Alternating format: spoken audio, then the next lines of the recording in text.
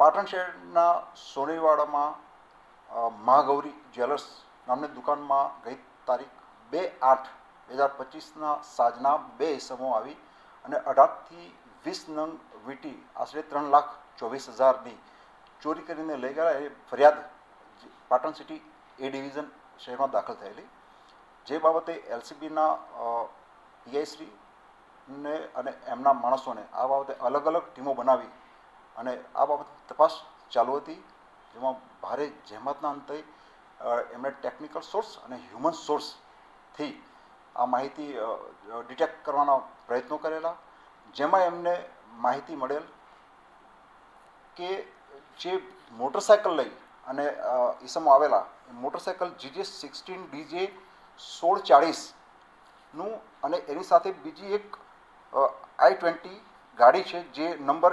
MH14GN5005ની રાણકી વાવ બાજુ એ રોડ ઉપર ઈસમો ફરી રહેલ છે.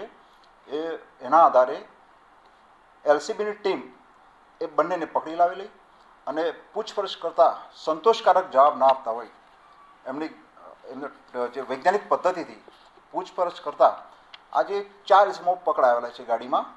એમના નામ બોલું તો અફરીદી સન ઓફ શેર બેગ ઇજ્જત અલી બેગ, એ રહેવાસી છે બદ્રી સિટી, જિલ્લો બદર, કર્ણાટકનો.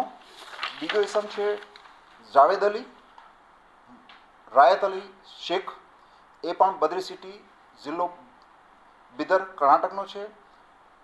ત્રીજો ઈસમ છે અલીબાગ સન ઓફ જેલાની બાગવાન, એ પણ ત્યાંનો જ છે. અને ચોથો નવાબ અલી ગુલાબ અલી, એ પણ બિદર સિટી, જિલ્લો બિદર, કર્ણાટકના છે. આ ચારે ઈરાની ગેંગના સભ્યો છે અને આ ચાર પાસેથી ચેક કરતા આજે ચોરી થયેલી પાટણ શહેરમાં એ તમામ મુદ્દામાલ 20 નંગ વીટી 3,24,000ની મળી આવેલ છે. એ ઉપરાંત પણ એમની પાસેથી બીજો મુદ્દામાલ અલગ અલગ બુટ્ટીઓ 13 નંગ મળી આવેલ છે, જે કિંમત 1,66,300ની થાય છે. એ બાબતે પણ એમને પૂછપરછ ગહન કરી તો એમણે અગાઉ વડોદરા શહેરમાં કુંભારવાડા વિસ્તારમાં આ જ રીતે ચોરી કરેલાનું એમણે જણાવેલ છે.